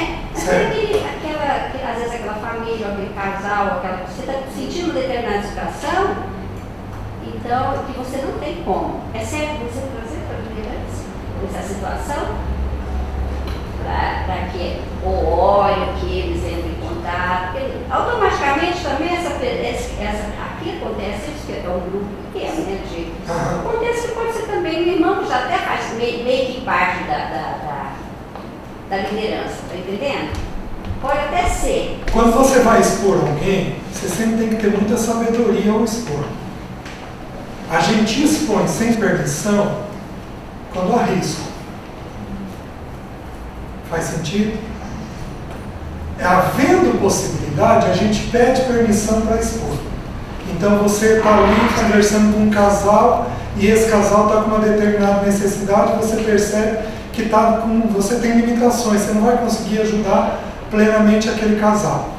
Então, havendo possibilidade, você pede permissão. Queridos, eu poderia falar com um irmão da liderança, do governo, ou um irmão de confiança, dos irmãos, para poder vir falar com vocês, poderia ser. Ou eu vou te encaminhar, vai e procura tal irmão. Você está entendendo? Agora, não havendo essa permissão, mas havendo risco, às vezes a gente tem que ousar. vezes a gente ousa, né? Eu já fui ver pessoas que não queriam me ver. Né? E eu fui para manter uma consciência limpa diante de Deus, para talvez ajudar a pessoa, e via de regra acaba sendo bom. Você tá entendendo? Mas a gente tem que ter muita clareza do Senhor para dar esse passo. Tá? Eu sinto uma dificuldade aqui. Qual é o problema de uma só depender muito de orientação de alguém? Nós temos dois riscos. O primeiro, ela não cresce. Gente, João 10, as minhas ovelhas ouvem a minha voz. Então ela pode não crescer. A segunda, ela produzir um mito. Um mito. É não, aquela pessoa, aquela pessoa, aquela pessoa, aquela pessoa. E tem das 30 decisões que ela tem que tomar, 28 ela consegue tomar sozinha. Mas ela recorre a ele em 20. Quando ela deveria recorrer só em 2. Vocês estão entendendo? Então, a questão aqui, você precisa entender. Você tem um pastor, que é o bom pastor, o grande pastor e o supremo pastor. E ele fala. É só você ficar quieto e ouvir. Você está me entendendo? Você tem um pastor. Assim como a minha esposa, ela tem um pastor que vem antes de mim. Quem que é? Porque tem muitas situações em que eu não vou conseguir pastoreá-la. Eu estou ocupado, eu estou negligente, eu posso estar em pecado, eu não vou conseguir pastoreá-la. E ela também vai ter que recorrer ao bom pastor, o grande pastor e o supremo pastor dela. Então vocês têm que ter esse entendimento. Esse pastor não falando com clareza, porque às vezes pode acontecer. Jesus falou assim, que o dia que o noivo fosse tirado, nesse dia nós iríamos jejuar. Porque tem ocasião que a voz do noivo fica tão distante, em que às vezes a gente vai precisar de um irmão de carne e sangue para dizer para nós o que o pastor está comunicando e a gente não está conseguindo ouvir. Vocês estão entendendo? Mas nós só vamos fazer isso quando a gente não conseguir ouvir. Certo? Existem apenas 3 situações que uma mulher pode se separar. Dessas 3, 2 são claras e uma não é clara. Tá? Quais são as 3? Mateus 19. Nós já lemos. O texto é tão significativo que os discípulos, porque Jesus está esclarecendo, ó, vocês só podem se separar havendo relação sexual ilícita. O que é uma relação sexual ilícita, nós podemos questionar. Então, por exemplo, alguns estudiosos dizem que é troca de sêmen. Então, é o marido depositar o sêmen numa outra mulher, que não a dele. Está entendendo? Mas então vamos lá. Adultério, o Senhor já olhar e pureza. Então, mas peraí. Adultério não é motivo para separação.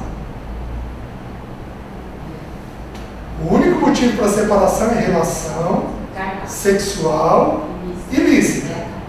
Porque o adultério se dá na mente. Vocês estão entendendo? O adultério não é motivo para separação. Eu tenho que olhar que adultério que é. Se ele virou uma relação sexual. Se houve uma relação sexual ilícita, então aí há motivo para separação. Vocês estão entendendo? Só que qual era o hábito na lei mosaica? O sujeito casou, a mulher cozinha mal. Está aqui, estou devolvendo, estou lavrando uma carta de divórcio para ela. Não quero mais ela. Então, quando os discípulos ouviram a instrução do Senhor, eles viraram e falaram assim: se essa é a condição do homem relativamente à sua mulher, é melhor. Porque eles viram que o assunto ia ficar complicado. Então Jesus está ensinando o quê? Jesus está ensinando, ele diz assim, os discípulos perguntavam, por que então Moisés mandou dar carta de divórcio? Aí Jesus ensina, por causa da dureza do nosso coração. Então, o que leva à separação é uma única coisa: pureza de coração. Vocês estão entendendo? Então, o Senhor legitima duas coisas em especial. Uma é subjetiva, então eu vou apresentar ela com muita reserva, mas as outras duas são claras nas Escrituras. A primeira, então, relação sexual ilícita. Tudo bem? Como eu disse, nós podemos questionar, nós não vamos fazer isso daqui, o que é uma relação sexual ilícita?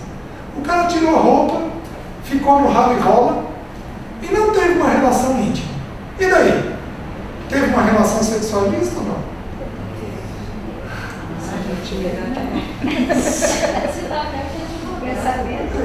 Vocês estão me entendendo? Pode ser uma pergunta estranha para vocês, mas para quem mexe com orientação, eu tenho que estar o tempo, eu vou me ver nisso o tempo inteiro. E daí, César? E daí? Vamos separar. Por que não chegou no final? Porque ele não quis ou alguma coisa interrompeu? Eu já peguei todo tipo de situação. Olha que não fez questão. E daí? Então, nós vamos ter que definir o que é relação sexual ilícita. Eu vou preferir não definir com vocês. Vou deixar que vocês estudem pouco, olhem, consultem os irmãos. E aí... os irmãos. Tá? Ajuda? Certo? A outra situação. 1 Coríntios, capítulo 7. Começando com o versículo 12.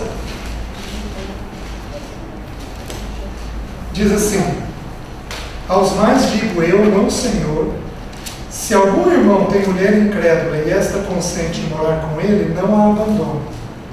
E a mulher que tem marido incrédulo e este consente em viver com ela, não deixe o marido. Porque o marido incrédulo é santificado no convívio da esposa, e a esposa incrédula é santificada no convívio do marido crente. Doutra sorte os vossos filhos seriam impuros, porém agora são santos. Mas se o descrente quiser apartar-se, que se aparte. Em tais casos não fica sujeito à servidão nem o irmão, nem a irmã. Deus vos tem chamado à paz. Pois como sabes, ó mulher, se salvarás teu marido? Ou como sabes, ó marido, se salvarás a tua mulher? Ande cada um segundo o Senhor lhe tem distribuído. Cada um conforme Deus o tem chamado. É assim que ordena em todas as igrejas. Segundo motivo, quando há uma relação de abandono. Mas, por exemplo, eu sou salvo, meu marido não é. Eu não posso, mas se ele quiser, ele pode. Deixa ele ir. Então você vai lutar pelo casamento até o Senhor estabelecer que é necessário você lutar. Agora, se o descrente quiser apartar-se, a gente deixa aí. Havendo abandono, porque aqui é uma questão de abandono, a gente separa. Só que aí eu vou lançar uma nova pergunta. O que é abandono?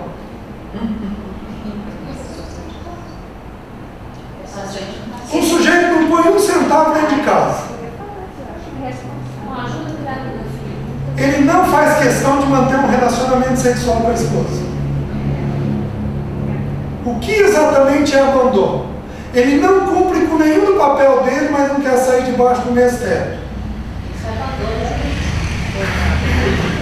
O que é abandono? De novo, como a questão da relação sexual ilícita, nós poderíamos colocar na mesa exatamente, e aí, queridos, esse assunto é um assunto que a gente precisa de muito bom senso, muito equilíbrio. Cada situação é uma situação. Tanto que o Espírito está dizendo aqui, cada um ande segundo o Senhor lhe tem distribuído. Tem mulher que vai sustentar o marido uma vida inteira e Deus não vai dar para ela liberdade de rompimento. Você está entendendo? Deus tem mulher. Eu já tive situações em que o marido saía para trair e a mulher preparava a roupa dele e deixava em cima da cama. Ia lá, passava, preparava, deixava em cima da cama, ela crente, ele ia. Ele ia, fez isso por anos. E ela teve a clareza do Senhor que precisava dar para ele um bom testemunho. Deus trouxe para ele uma doença, ele se converteu e o Senhor levou ele. Possivelmente levou ele, porque sabia que se ele deixasse, ele ia ter lutas com a carnalidade dele. Então o Senhor recolheu. Então cada caso é um caso. Daí o perigo de eu abrir aqui sem poder dar para vocês um espaço para falar, porque eu não ajusto o princípio à realidade sua. Você está entendendo? Então, quando a gente fala de separação, eu tenho essas duas coisas claras, mas até nesses dois princípios, eu tenho que considerar o que é exatamente uma relação sexual ilícita e o que é exatamente um abandono, para poder compreender. Tudo bem? Essas duas situações são claras. E são as duas. César, duas perguntas. Aqui fala, aos mais digo eu, não o Senhor.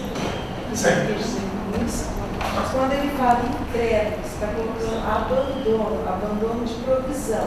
O incrédulo aqui não quer dizer a fé, a conversão, o princípio do Senhor, porque eu sempre entendi dessa forma.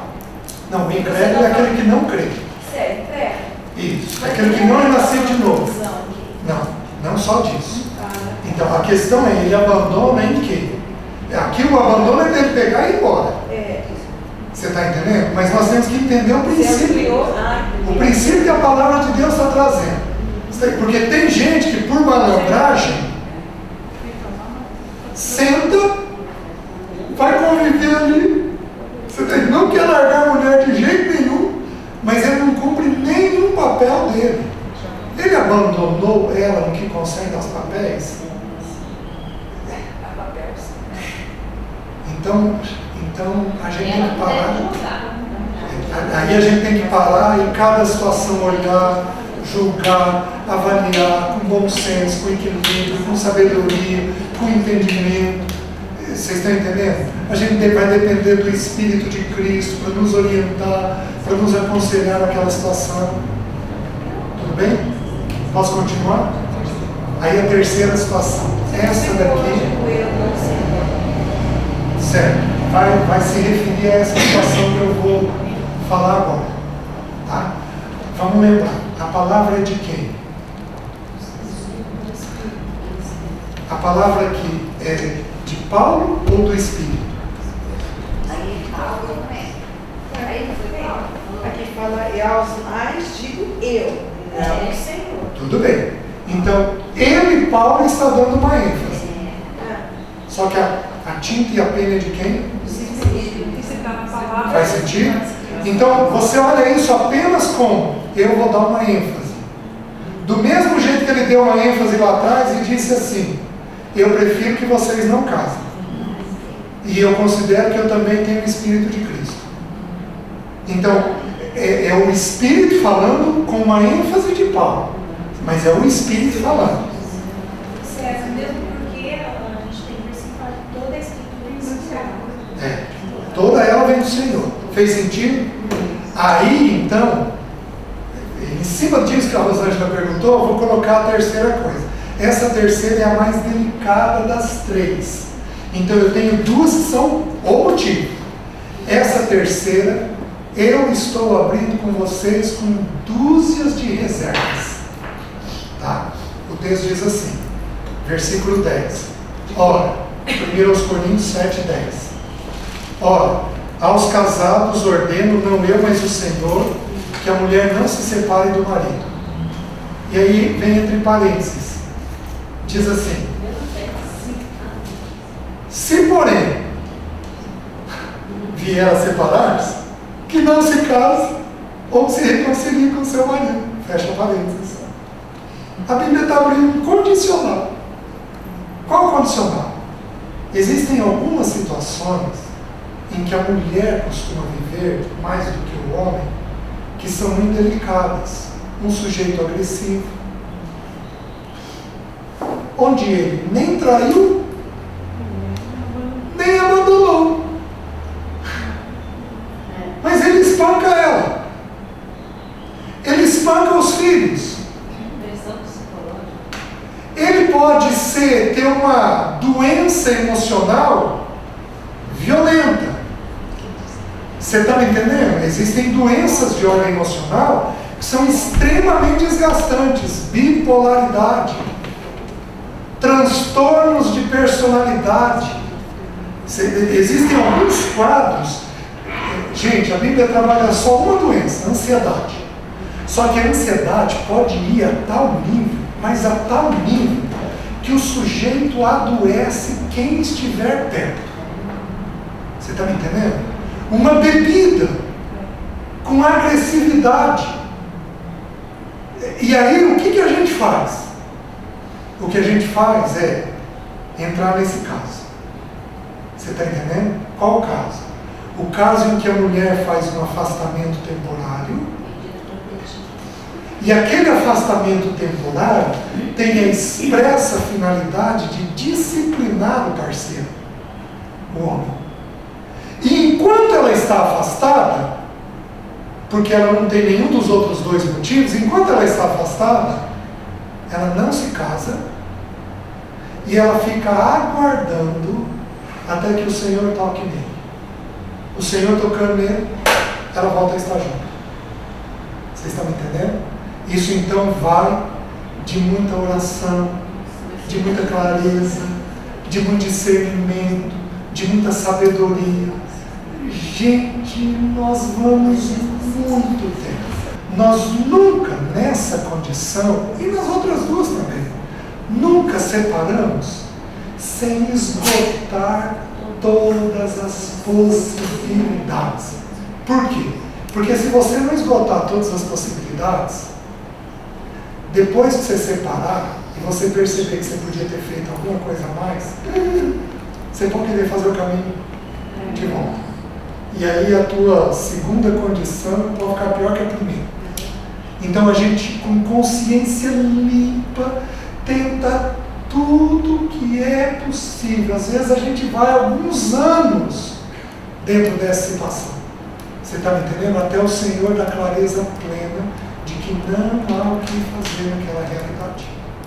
Então essa é a terceira condição. Casos extremos. Casos bem extremos. Por exemplo, tem algumas doenças de ansiedade, alguns pecados de ansiedade, em que o sujeito pode adoecer filhos pequenos. O que você vai fazer?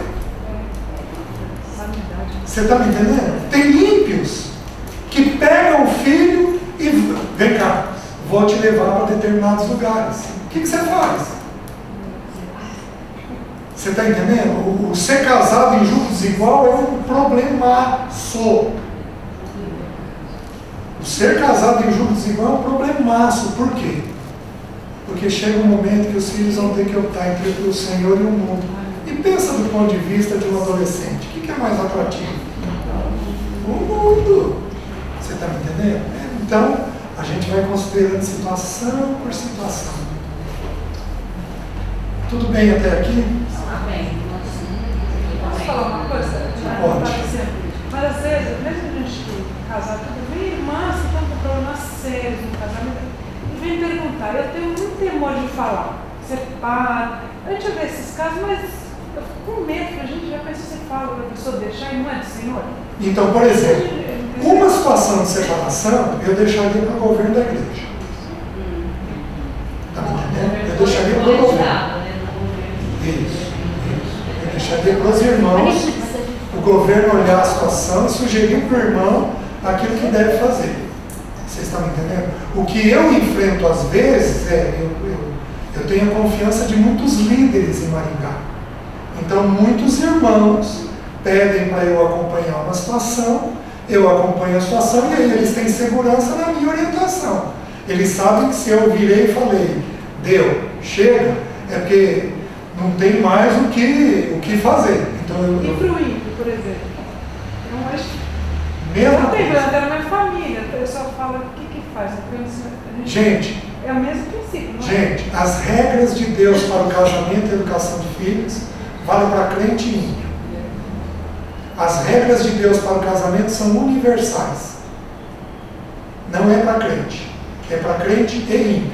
Quem aplicar vai dar certo. É que o Você ímpio pode... daí não tem a liderança espiritual, né?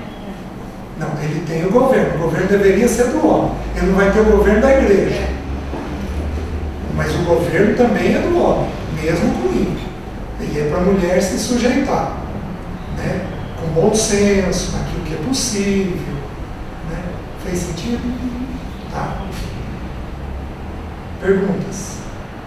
Só voltando um pouquinho, aquele assunto, rapidinho. Quando o irmão falou do sêmen, e no caso do adultério, seria essa traição, né? No caso. Depois o irmão falou aquilo, eu não entendi. Se tivesse outra intimidade de outra maneira, seria a mesma coisa? Por isso que o irmão... Então, porque se eu traduzir, alguns irmãos sugerem que a relação sexualista é a troca de sêmen. Sim, aí eu entendi. Tá. Depois a segunda parte do irmão falou. Se lá o casal no ralo e bola, como o irmão falou, aí Isso. chegou no ato final. E ele não ejaculou. Aí, como é que Não teve troca de sêmen. E daí? Aí é adultério? Como é que é?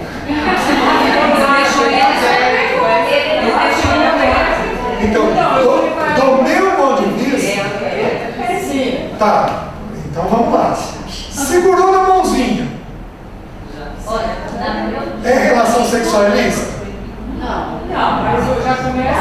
Deu um beijo. Vocês são comprometidos. É relação sexualista? Ficou no rabo e rola. É relação sexualista? Vamos falar uma coisinha. Eu estava lembrando de Tiago, quando ele fala que é a consciência dos olhos e tal.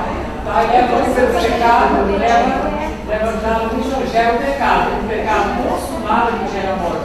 Então fica nesse meio termo. Não houve pecado consumado. Então, no caso. Então, do meu ponto de vista. Sim, não houve. Eu não estou entendendo. Tá, não. O que eu estou é perguntando, porque algumas pessoas me perguntam, tá, se é a troca de sêmen, então ele teve que ejacular. Sim. Mas e se não ejaculou? Quer dizer que não foi relação sexualista? Eu posso considerar, por exemplo, gente, desculpe. Segunda de misericórdia comigo.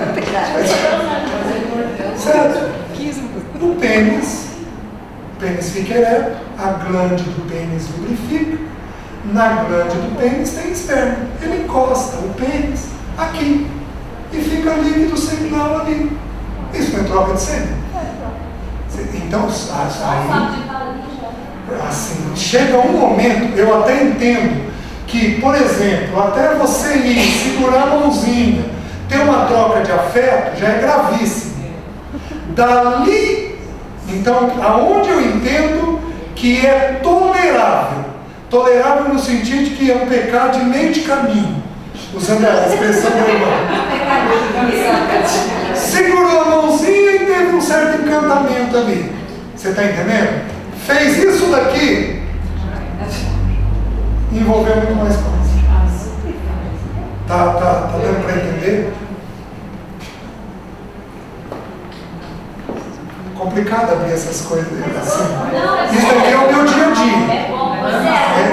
Para a igreja é um pouco estranho sentar e abrir dessa forma. Mas... César, eu acho assim, a partir do momento que você é comprometido e que você tem uma fé diferente a uma outra, ou vice-versa, já é um desrespeito, acho que já é um direito de decidir o que tem que fazer, não é verdade? Então já é o suficiente, ou seja, segurou na mãozinha e beijou, acabou, ficou separado. É verdade. Não, até pode ser que não separe, mas já é para ficar uma boa briga. Já é um problema sério. Tem que evitar, tem que procurar evitar, é verdade.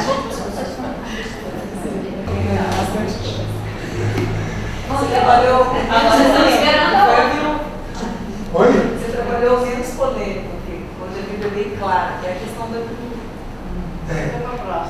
Então, agora, o novo casamento, isso daí, então, especialmente os filhos, que é o cuidado maior, tem muito assunto. Eu acho que eu estou tocando nos pontos, né? Nós não mexemos, por exemplo, no ponto da discriminação sobre as separadas. As separadas sofrem uma discriminação dentro da reunião, dentro da igreja. Você está entendendo? E aí a Bíblia fala da viúva leviana. A Bíblia fala da assanhada.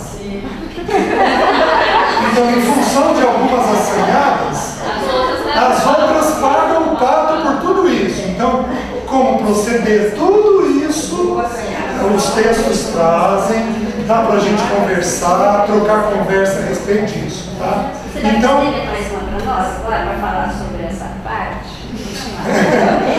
então, janeiro eu volto, e aí a gente pode considerar com os irmãos a possibilidade, vamos ver o testemunho que Deus trouxe. A 60. Você iniciou a conversa dizendo que é a primeira vez que você tem essa experiência. E o que você achou desse momento? Assim, está mais tranquilo do que poderia ser. Apesar que, a hora que entrar sobre os filhos, a hora que entrar sobre os ex, a hora que entrar sobre a vontade de ter um novo casamento, aí vai sufocar. Aí vocês vão sufocar. Mas César sabe que como tem vir por etapa, né? Deixa eu ir ajeitando as irmãs, né? Deixa eu... E onde vai ser importante a gente mexer um pouquinho mais. Porque à medida que a gente for vendo os princípios, a gente vai corrigindo o que foi feito de errado. Tanto corrige a rota atual, quanto corrige as coisas lá de trás. Você está entendendo? Às vezes, você vai ver, a hora que a gente for mexer aqui, você vai ver que você pode ter errado com relação ao teu ex, você pode ter errado com relação aos teus filhos, aí é tempo de chamar. Passou, que não dá para corrigir mais.